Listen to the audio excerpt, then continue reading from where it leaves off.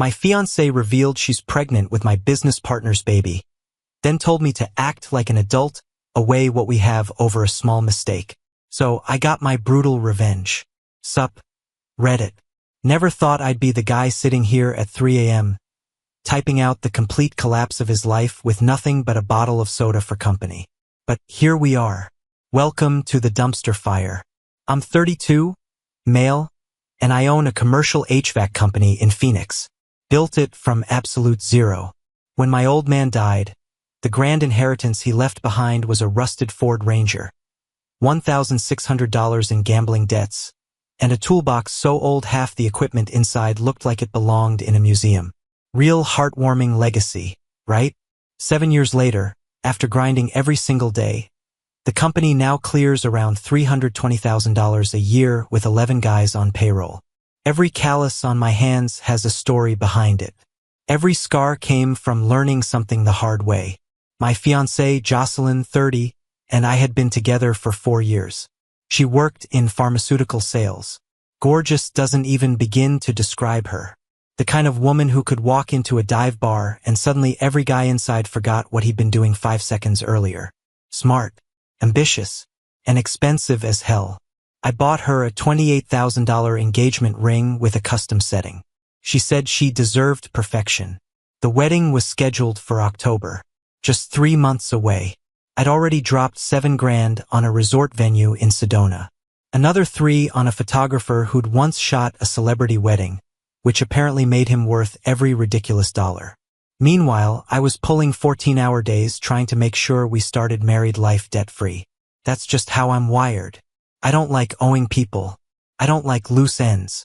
My business partner, Wade, had been with me for about 2.5 years.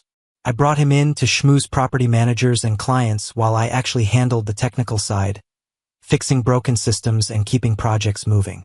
Wade could sell ice to someone standing in a snowstorm. He had this smooth, effortless confidence that made people trust him within 10 minutes. At the time, we were chasing a massive contract servicing all the HVAC systems for a new casino resort near Tucson. Multi-million-dollar opportunity. The kind that changes everything. 8 straight months of building relationships, submitting proposals, undercutting competitors without bleeding ourselves dry. Wade handled the people. I handled the work. Perfect setup. Or so I thought. That Thursday started like any other day. I was scheduled to be stuck on a commercial job until around 9 p.m. A catastrophic chiller failure at an office building had turned the whole place into a nightmare. Some rookie maintenance guy had ignored warning signs for months, and now the entire system was fried. The building owner was threatening lawsuits because his tenants were basically melting inside 100-degree offices. My crew busted their backs all day. We replaced the compressor, flushed the refrigerant lines, rebuilt half the control system. By the end of it, my hands were raw from the heat, my shirt soaked through with sweat. At 4 p.m., we got the inspector out for emergency certification. He passed the system while acting like he was doing us the biggest favor in human history. By 5 o'clock, we were finally done. Sweaty, exhausted, covered in refrigerant oil and duct tape residue. But done. I figured I'd head home early. Surprise Jocelyn. Maybe take her to that overpriced sushi place she'd been hinting about for weeks. Honestly, I couldn't even remember the last time we'd had a real date night. When I pulled into the driveway, Wade's black Silverado was already parked there. That wasn't unusual. He came over all the time to talk business or go over client presentations. We'd been working on the casino pitch earlier that week. Still, something about it felt off. Why was he here when I wasn't even home? Then I walked through my front door. The living room was completely silent. Both of them were sitting on my leather sectional. Jocelyn on one end, Wade on the other. They weren't touching. They weren't even talking. They were just sitting there, like two people waiting to hear a death sentence. Jocelyn's eyes were swollen and red. Mascara had run down her cheeks in dark streaks. She looked like she'd been crying for hours. Wade couldn't even look at me. He kept staring at the floor like it held the answers to the universe. Every alarm bell in my body started screaming. "Hey, what's going on?" I asked, still holding my keys, my work boots tracking dirt across the floor. Jocelyn took a long, shaky breath. The kind of breath someone takes right before they blow your entire life apart. Adam, we need to talk. Her voice was barely above a whisper. I'm pregnant. My first reaction? Pure stupid joy. We talked about kids after the wedding, sure, but accidents happen. In my head, I was already doing the math. If she was pregnant now, the baby would probably arrive around our first anniversary. Honestly, perfect timing. I dropped my keys onto the table and smiled like a complete idiot. Babe, that's incredible. We're going to be parents. I started walking toward her. Why are you crying? This is amazing. That's when Wade finally looked up. The expression on his face is something I'll never forget. Guilt, fear, and underneath both of those, something else. A strange kind of defiance, like he knew he'd screwed up but also dared me to react. It's mine, bro, he said quietly. His voice cracked. The baby's mine. I'm sorry. The entire room tilted sideways. I grabbed the back of a chair to keep from collapsing. What did you just say? Wade swallowed hard before answering. It started about 6 months ago. We couldn't help ourselves. The attraction, it was just too strong, man. We never meant for this to happen. We tried to stop. He shook his head. We couldn't. I just stared at him. I couldn't even form words. Jocelyn's crying got louder, messy and desperate, filling the silence in the room. Adam, I love you. I do. I'm just so confused right now. I don't know what I want. She said it like she was the victim here. Like this whole thing was somehow happening to her instead of something she had chosen every single day for half a year. You don't know what you want? I repeated slowly, the words tasting bitter. You've been screwing my business partner for 6 months, and you don't know what you want? It's not that simple. Actually, Jocelyn, I said quietly, it's exactly that simple. And then came the part that still makes me want to put my fist straight through a wall. Wade leaned forward, hands clasped together like he was about to pitch me a business deal. Look, Adam, I think we can work this out. I laughed. Actually laughed. Work this out. Our friendship, our business partnership. They're too valuable to destroy over this. We're all adults here. We can navigate this maturely. Jocelyn nodded along beside him like he was reciting poetry instead of the most delusional garbage I had ever heard come out of someone's mouth. Maybe we could postpone the wedding for a while, she added softly. I could keep living here while I sort out my feelings.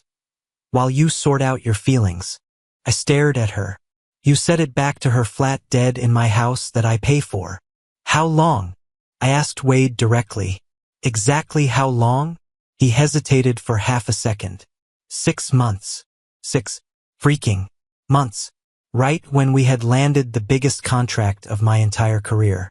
That $1 million office complex that was supposed to put us on the map. While I was working 16-hour days building our future. Sleeping 4 hours a night. Eating gas station sandwiches for dinner. Grinding myself into dust. My fiancée had been sleeping with my business partner in my bed. 12 weeks pregnant, I said quietly, doing the math out loud. So you got pregnant about 3 months into the affair. Neither of them said anything. And suddenly a memory hit me. New Year's. I'd worked straight through until January 2nd. Came home completely exhausted. Handed Jocelyn the diamond tennis bracelet she'd been hinting about for months. And then I went straight back to work on the 3rd because we had an emergency call. While I was killing myself for our future, they had been together. While I was building our life, they were building their own. I turned back to Wade and just looked at him. Didn't say anything. Just let the silence stretch until he started squirming under it. Finally, I spoke. Get out of my house. I didn't yell. I didn't scream. My voice came out flat and dead. So calm it didn't even sound like it belonged to me. Wade stood up slowly, his hands raised like I was pointing a gun at him. Adam, come on. Let's talk about this. Our business is too important to destroy over personal complications. Personal complications. I took one step toward him. You knocked up my fiancée, and you're calling it a personal complication? Like it's a scheduling conflict. I'm just saying, he rushed on. We've built something together. Years of work. We can separate the business from... I took another step closer. You've got about 5 seconds to walk out that door before I drag you out by your throat. Wade's entire demeanor collapsed instantly. That smooth salesman confidence disappeared like water hitting hot concrete. His face went pale and he backed up fast enough to bump into the coffee table. Adam, let's just... 4. This is crazy, man. We can. 3. He snatched his keys off the counter and practically ran for the door. Didn't even look back at Jocelyn. Didn't say goodbye. He just bolted. The door slammed behind him, and a second later I heard his Silverado peel out of the driveway like his ass was on fire. Funny how fast that brotherhood disappeared when things got real. I turned back toward Jocelyn. She was still sitting on the couch, frozen in place. Mascara streaking her face, eyes wide, staring at me like a stranger had just walked into her living room wearing my face. Adam, please let me explain. You're next. She blinked. What?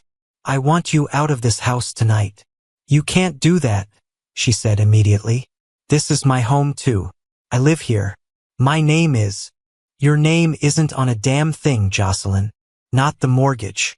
Not the deed. Not even the utility bills. My voice stayed flat, controlled. You've got until I get back to pack whatever you can carry. Anything still here after that goes in the dumpster. Her crying ramped up instantly. Loud, dramatic sobbing. The same manipulative performance that used to make me want to fix whatever was wrong. Now it just sounded like static. Where am I supposed to go? I don't have anywhere. Should have thought about that before you spread your legs for my business partner. She flinched like I'd slapped her. Adam, please. I love you. I made a mistake. We can work through this. Couples survive this all the time. We just need counseling. We need to talk. No, I said quietly. We don't. I grabbed my keys off the table. You wanted Wade so bad? Go find him. Maybe he'll let you cry on his shoulder in whatever parking lot he's hiding in right now. I walked to the door, then stopped, turned back one last time. 11 months of engagement. 4 years together. A $28,000 ring. And you threw it all away for a guy who just ran out of here like a scared little. I shook my head slowly. You two deserve each other. I walked out, got in my truck, drove to my buddy's place and didn't look back. Gavin runs his own plumbing business and does subcontract work for my company. I've known him since the days when we were both grinding through college, working random gigs just to keep up with tuition. Solid guy, dark sense of humor. The kind of friend who answers the door with snacks and pizza when you show up unannounced at 6 in the evening looking like death warmed over. He opened the door, took one look at my face, and frowned. Man, who died? So I told him everything. Every word, every detail, every look on their worthless faces. He didn't interrupt, just listened quietly, handed me a soda, cracked open one for himself, and waited until I finished. Then he leaned back in his chair. So your business partner knocked up your fiancé, and their solution is for everyone to just share custody of the situation like some kind of reality show. That's the proposal. He took a long drink and shook his head slowly. Bro, that's rough. But hey, at least now we know Wade's only good at laying one kind of pipe. I almost laughed. Almost. Then he said something that stuck with me. You know what this looks like to me? Jocelyn watches you build this company from nothing. Sees your bank account getting bigger every year. Meanwhile, Wade's right there whispering in her ear about how he's the real brains of the operation. How one day he's going to take over. He shrugged. She didn't just fall into bed with him by accident, man. She hedged her bets. It sounded paranoid at first, but the more I thought about it, the more it made a disturbing amount of sense. The next 4 days were a nightmare. Not the dramatic kind where everything explodes at once. The slow, grinding kind. The kind where every phone call brings a new problem, and every possible solution costs money you don't have sitting around. First thing I did was call the contract attorney who had drafted our partnership agreement. $500 just for him to review the dissolution clause over the phone. And the news was worse than I expected. Without documented cause, he told me, Wade can force you to buy out his shares at fair market value. With your current contracts, that's over $300,000. Money I absolutely did not have. What counts as cause? I asked. Breach of fiduciary duty, fraud, misrepresentation to clients, criminal activity. Anything you can document that shows he violated his obligations to the partnership. I didn't have any of that. Not yet. Then there was the house. Jocelyn technically had tenant rights even though we never signed a lease. Minimum 30-day eviction notice. Possibly longer if she decided to fight it in court.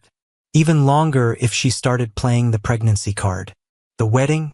$10,000 in non-refundable deposits. Gone.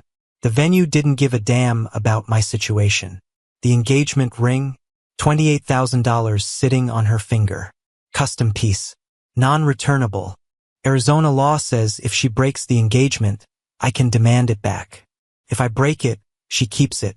If it turns into a legal dispute, that means hiring a lawyer. And spending even more money I didn't have. Every direction I looked, I was either bleeding cash or staring down months of legal hell. Jocelyn's texts started that first night. And they didn't stop. I never meant to hurt you. We need to talk about this like adults. I'm pregnant and scared. Adam, I need to know I have somewhere safe to stay. You could at least respond. I'm carrying a child and dealing with hormones and you're just ignoring me. My mother is right about you. You only care about money and work. Wade's messages were somehow even worse. Brother, I know this is complicated, but we've built something special together. The company is bigger than any personal issues. You're angry right now. I get it, but don't make permanent decisions based on temporary emotions. Think about what we're throwing away. The audacity was almost impressive. The guy knocks up my fiancée. And now he's giving me lectures about emotional decision-making. I didn't reply to any of it. I just screenshot everything and saved it all in a folder. Gavin read through the messages and slowly shook his head. They're both still playing the game. They still think they can manipulate you into accepting this. Wade thinks he can smooth talk his way out of consequences. Jocelyn thinks she can guilt-trip you into playing house. He tossed my phone back on the table. They don't realize the game's already over. On day 5, I made a decision. I was done playing defense. It was time to go nuclear. But nuclear requires ammunition. And ammunition requires evidence. So I started digging. I hired a real business attorney this time. A serious one. 30 years of experience and an hourly rate that made my eyes water. $600 just to sit down and talk. Worth every penny. The first thing she told me was simple. If you want to dissolve this partnership without getting financially destroyed, we need cause. Documented, ironclad cause. She leaned forward and tapped her pen on the table. Bring me everything. Every bank statement, every contract, every email, every expense report, every single piece of paper connected to your business for the past 3 years. So that's exactly what I did. I spent 4 straight days going through every financial document, every email thread, every receipt I could find. Gavin kept bringing over Chinese food and energy drinks while I worked late into the night. His dining room table slowly disappeared under stacks of paperwork because I still couldn't bring myself to go back to my own house without wanting to burn it to the ground. The first night, I focused on expense reports. Just endless credit card statements and receipts. And pretty quickly, I started noticing patterns. Charges at expensive restaurants I'd never been to. Always on nights when I was working job sites. Hotel rooms booked in cities where we didn't even have clients. Car rentals when Wade already had a company truck. I found a $612 charge at Steak 44 on the exact same night I was on a rooftop unit in Mesa until midnight. The second night was emails. Thousands of them. Wade had been sloppy, using his company email for everything because he never once thought I'd actually go looking. I found conversations with Jocelyn planning their hookups. One email subject line simply said, "Tonight," sent at 3:00 p.m. on a Tuesday from his company address. The body of the email read, "Adam's working late again." The third night was contract documents. That's when I found WD's emails to clients positioning himself as the real boss. Not just one or two, dozens of them. In one email, he straight up called himself senior partner and said I handled the technical execution. It was a systematic campaign to undermine me while I was busy keeping the business running. The fourth night was bank records. I cross-referenced every expense Wade had charged to the company against our actual business needs. Every lunch that turned out to be a date with Jocelyn. Every client meeting that was actually him playing golf with his buddies. Every business trip that had no corresponding client or contract. I found a trip charge to Dallas. Hotel, rental car, meals with zero matching calendar entry. No proposal. Nothing. What I found changed everything. Wade had been embezzling. Client dinners at steakhouses I never approved, sometimes $600 a pop, charged straight to the business account. Golf outings at country clubs, $300 or $400 each, a couple of times a month. A networking trip to Vegas that cost $4,800, including a suite at the area, VIP club fees, and room service charges that made my head spin. In total, over $37,000 in unauthorized personal expenses over 18 months. Money that should have been profit. Money that could have gone to employee bonuses or new equipment. Money that went to financing Wade's lifestyle while I was eating convenience store burritos. But that wasn't even the worst part. I found emails, actual email chains, where Wade had been positioning himself as the real owner. Telling potential clients he was the senior partner and I was the technical guy. Giving out his personal cell and telling people to contact him directly for any major decisions. Systematically undermining my authority while I was busy actually running the business. One email stood out.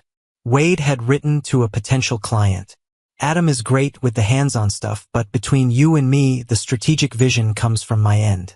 When we expand into resort properties, I'll be spearheading that initiative. Strategic vision. From the guy who couldn't identify a compressor if his life depended on it.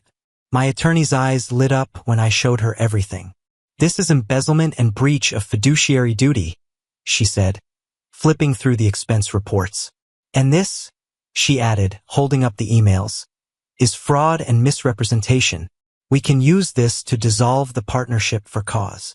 I asked what that meant for WD's stake. For cause changes everything, she said. It turns his 40% from a payday into a negotiation. We calculate his equity based on company value before these current contracts. His stake right now may be $100,000. If we'd done this after your casino deal closed, over 300. WD's inability to keep it in his pants was about to cost him $200,000. That same week, I served Jocelyn with formal eviction papers. I had a process server deliver them while she was home. I made sure everything was done legally. Arizona law required 30 days notice even though she wasn't on any lease or mortgage. My attorney was crystal clear. Do not lock her out. Do not change locks while she's legally residing there. Do everything by the book or she'll have leverage. So I did it smart. I moved everything valuable to a climate-controlled storage unit. My grandfather's watch collection, power tools, important documents, anything irreplaceable. I installed security cameras in every room, the kind that upload footage to cloud storage automatically. I changed every password on every account. Set up a new email just for communicating with her. Documented everything. Then I told her she had 24 hours notice for final walkthrough and belongings retrieval. She went absolutely ballistic. Texted me 63 times in one night. I counted. She called my family. Started running a smear campaign online about how I'd abandoned her during pregnancy, how she was homeless because of my cruelty, how I'd shown my true colors. Her friends left comments calling me every name imaginable.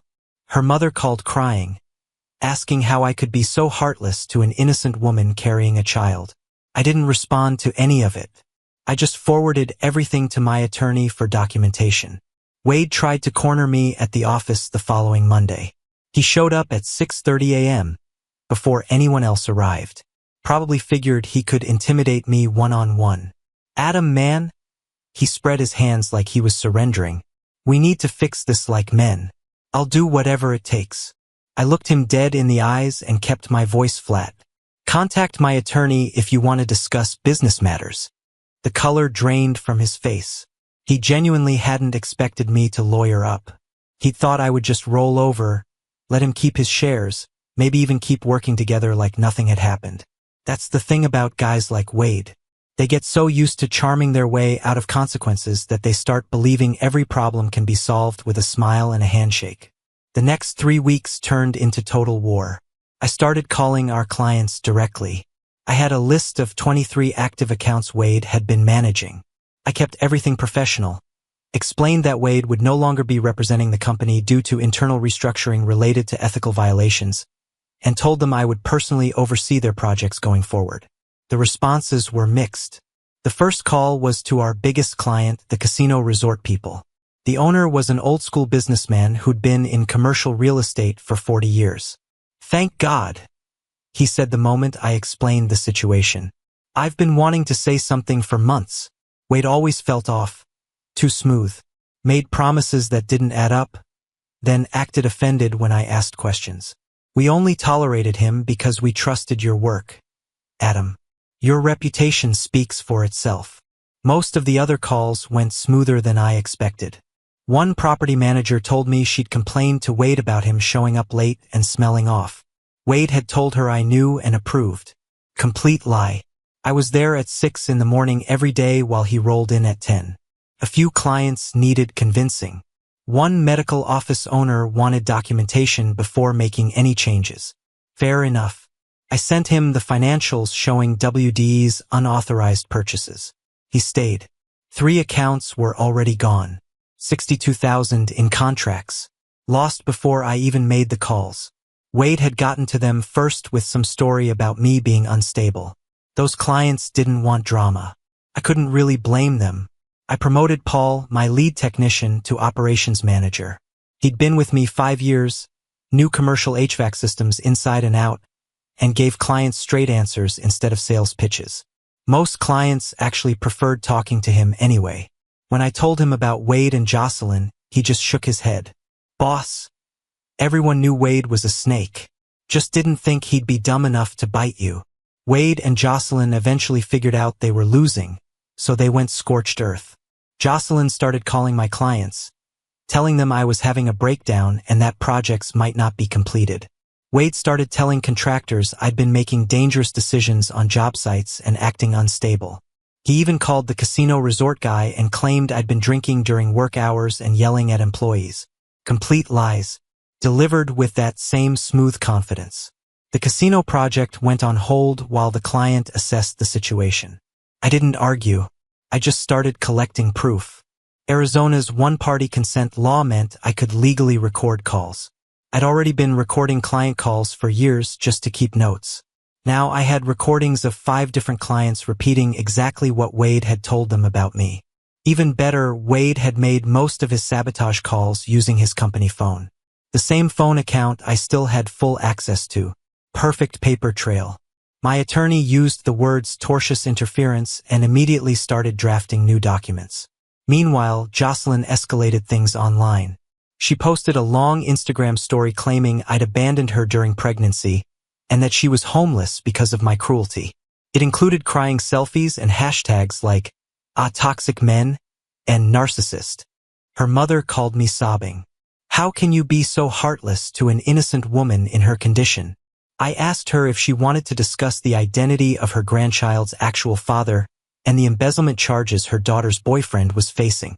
That conversation ended very quickly. The eviction hearing itself was supposed to be straightforward. Jocelyn wasn't on any lease or mortgage. She'd received proper 30-day notice. There were no legal grounds for an extension. Her attorney, some ambulance chaser her parents had hired, tried to argue that she had implied tenancy rights and requested additional time due to pregnancy and dependent status. The judge looked up from the paperwork. "Does she have a lease? Any rental agreement?" Jocelyn's attorney shuffled his papers. "No written lease, Your Honor, but she's been living there for." "Did she pay rent?" The relationship was. "Did she or did she not pay rent, counselor?" "No, Your Honor." "Then she's a guest." Mr. Harper provided proper notice. She has 48 hours to vacate. But before she left, Wade decided to make one final desperate play. And it backfired so spectacularly I still can't believe they thought it would work. 2 days before the final move out, I went to my house for a condition inspection. I wanted to document everything before Jocelyn left. I had a full checklist ready. Things to photograph, measurements to take, damages to record for potential security deposit deductions. Even though there was no deposit because she'd never been an official tenant. I brought Paul with me as a witness.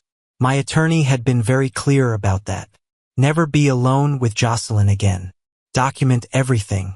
Assume you're always being recorded. Bring a witness who can testify if things go sideways. Paul kept his phone in his hand like he was just scrolling, but I'd already told him to hit record the moment Wade showed his face. We showed up at 10 in the morning, exactly as the eviction notice specified. I knocked on the door of my own house like some kind of visitor. Wade answered.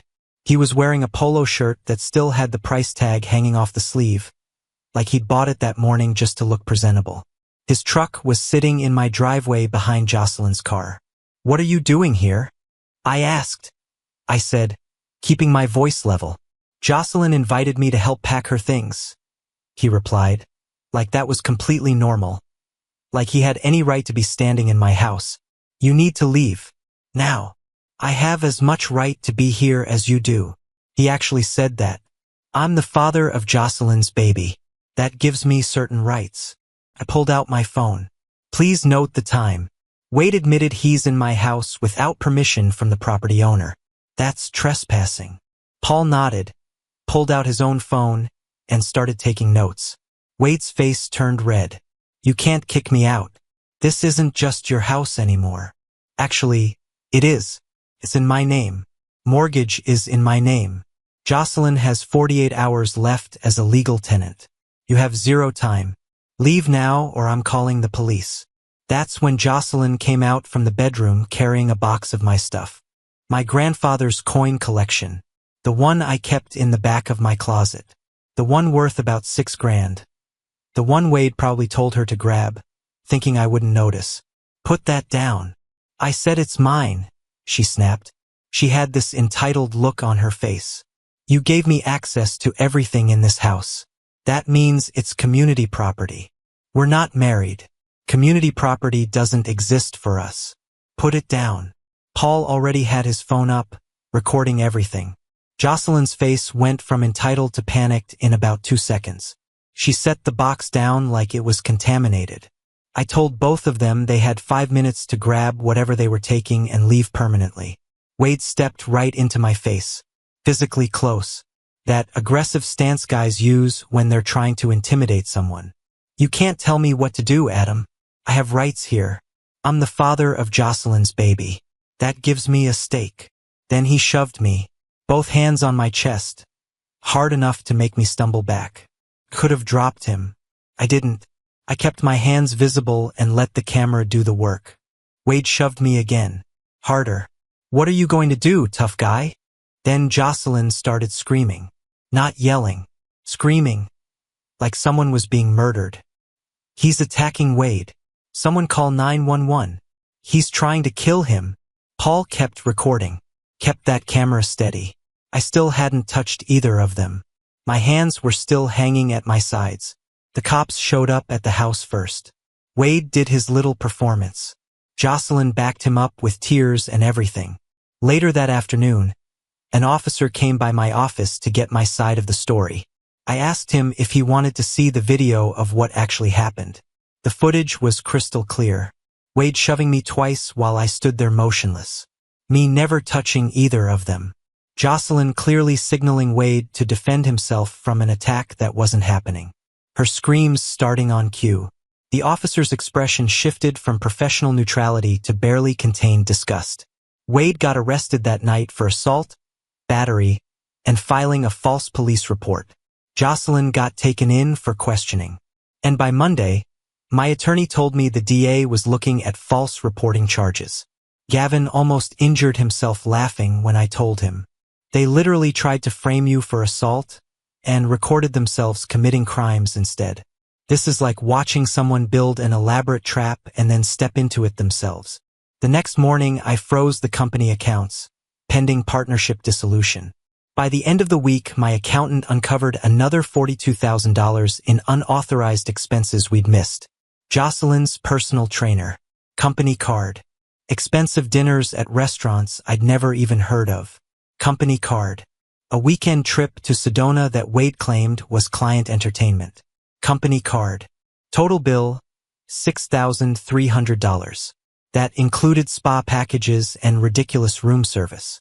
He'd financed the entire affair using my money, my company, my future. Wade's attorney called 4 days after the arrest. His client was facing criminal charges for assault, battery, and filing a false police report. Those were between Wade and the state of Arizona. But the civil side, that was negotiable. He owed restitution. His partnership stake was about to be dissolved for cause, meaning he'd receive only a fraction of its actual value. And my attorney had made it clear we could pursue additional civil claims for defamation, tortious interference, even treble damages for embezzlement. The lawyer's voice had this pleading quality I'd never heard from an attorney before. My client is willing to sign over his entire partnership share for $1, resign immediately, and repay unauthorized expenses over 3 years. In exchange, Adam agrees not to pursue additional civil claims, and both parties sign mutual releases. $1. The deal wasn't really about the dollar. It was about the mutual releases, about avoiding years of civil court. But Wade was still willing to give up his entire business stake, calculated at around $100,000 before the casino deal, just to end this while he dealt with criminal charges. I told the attorney I'd think about it. Gavin's reaction was immediate. Take it right now. You get everything. Wade learns the most expensive lesson of his life, and forever you get to tell people you bought out your business partner for less than a cup of coffee. My attorney agreed. Fighting in court could drag on for years, cost a fortune, and there's always risk. Clean break. Wade gone forever. The business entirely mine was worth far more than dragging it out. The signing happened at my attorney's office the following week. Wade looked like he'd aged 15 years in 3 weeks. Gone. Unshaven. Clothes that didn't quite fit right anymore. The swagger he used to carry around like armor was completely gone. His attorney made one last attempt to push for better terms. Maybe some kind of profit sharing, maybe a small percentage of future earnings. My attorney didn't even blink. She simply pointed to the evidence spread across the table, the expense reports, the defamatory emails, the assault video, and said calmly, "Your client can sign for $1 in mutual releases, or we add civil fraud, conversion, and interference claims. Criminal charges are out of our hands, but we can make the civil side much more expensive." Wade signed. His hand was shaking. Gavin had insisted on being there as my business consultant, and when Wade walked out, Gavin leaned back in his chair and called after him, "Congratulations. You just set the Arizona state record for most expensive affair. 6 months of sneaking around cost you $100,000 and a career. Hope it was worth it." Wade didn't look back. Jocelyn's situation unraveled even faster. Her parents started calling, demanding to know what charges their daughter was facing. I sent them the police report, the eviction filings, screenshots of her social media posts, and documentation of the property damage. My attorney followed that with a formal demand letter for the ring. She was fired from her pharmaceutical job after complaints about her conduct reached HR. And one of those complaints eventually turned into a lawsuit she had to settle for money she didn't even have. Other legal and financial fallout followed her for a while. 8 months later. The first few months weren't some movie montage where everything magically gets better. I paid a disgusting amount in legal fees, lost 3 contracts I'll never get back, and spent more mornings doing damage control than actually running jobs. But eventually the bleeding stopped. The moment Wade was gone and Jocelyn was out of the house, things started stabilizing.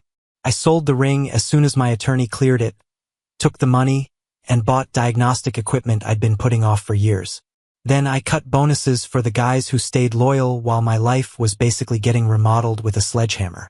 Paul handled operations, and for the first time in years I wasn't babysitting grown men or apologizing to clients for someone else's sales energy. The casino project eventually came off pause. We finished 3 weeks ahead of schedule, under budget, and the client handed over a $20,000 performance bonus I hadn't even asked for. That one check told me everything I needed to know. The company was never Wade and Adam. It was me, my crew, and the work. Wade tried starting his own HVAC company, but it lasted 4 months before his first job got shut down by inspectors for code violations, and his second client sued him for breach of contract. Commercial HVAC in Arizona is a small world, and word spread fast about what he'd done. For competitors actually called me for references when he applied with them. I didn't badmouth him. I simply sent copies of the police reports and the partnership dissolution showing the $1 buyout. Last I heard, he moved to Nevada to stay with some relative. His career in Arizona is basically over. Jocelyn ended up losing custody of her baby to her parents after getting arrested for shoplifting baby formula while driving a leased BMW. Turns out being unemployed, facing fraud charges, and drowning in debt doesn't exactly help your case when a judge decides whether you're a fit parent. Then last month, both of them showed up at my office without an appointment. Paul saw them first and came into my office looking like he'd just seen a ghost. "Boss, Wade and Jocelyn are in the lobby asking to see you. Want me to call the cops?" Part of me wanted to say yes, but another part of me, the darker, more curious part, wanted to hear what they could possibly say after everything. "Let them in," I told him, "but stay in the room and record everything." When they walked in, they looked like completely different people. Wade had lost at least 40 pounds, his clothes hanging off him, hair thinning from stress. Jocelyn was wearing cheap Target clothes and had dark circles under her eyes that no amount of makeup could hide. They both looked completely broke. Wade started with a rehearsed speech. "Adam, man, I know things ended badly. I've been doing a lot of soul searching, and I think if we could just put aside the personal issues and focus on the business opportunity, we could build something even bigger than before." I just stared at him. Jocelyn jumped in quickly. "I made terrible choices, but that doesn't mean we can't move forward. You're doing so well now. Maybe there's a way we could work together professionally. We could bring value to the company." I let the silence hang in the room and watched them squirm. Wade pulled out a folder, actual printed materials, like this was a real pitch meeting. "We're proposing a 3-way partnership structure. You maintain majority ownership, but Jocelyn and I would each get 15% equity in exchange for our labor and client relationships. We'd need company vehicles, and you'd need to cover our legal expenses so we can focus on building the business." I stood up slowly. "You're asking me to fund your consequences?" "No." Wade's face went pale. "Adam, please." I cut him off. "Paul, escort them out." Jocelyn started crying. "We have nowhere else to go. My parents won't help us. Wade can't find work." "That's your problem," I said. "You built this. Now you live in it." Wade tried one last desperate move. He looked at me and said quietly, "Remember what we built together? That has to count for something. It counted when I bought you out for $1. We're done here." Paul stepped forward. They just stood there for a moment, finally realizing there was no angle left to play. Then Jocelyn started full-on sobbing, and Wade wore that broken, hollow look on his face. Gavin, who'd been pretending to review paperwork in the corner, muttered under his breath, "Maybe next time. Don't mess where you eat." They left. 2 adults in their 30s, crying in my parking lot because they finally understood some mistakes can't be undone. I felt bad, maybe 15 seconds worth. Then I went back to work. As for me, I'm 33, debt-free, the company is stable, Paul's running operations, and I don't wake up with that knot in my stomach anymore. Wade and Jocelyn made their choices. Now they live with them. Game over. Guys, we are so close to hitting 1,000 subscribers on this channel. If you're not subscribed yet, please consider it. It really helps us reach that milestone. Thanks for making this dream come true.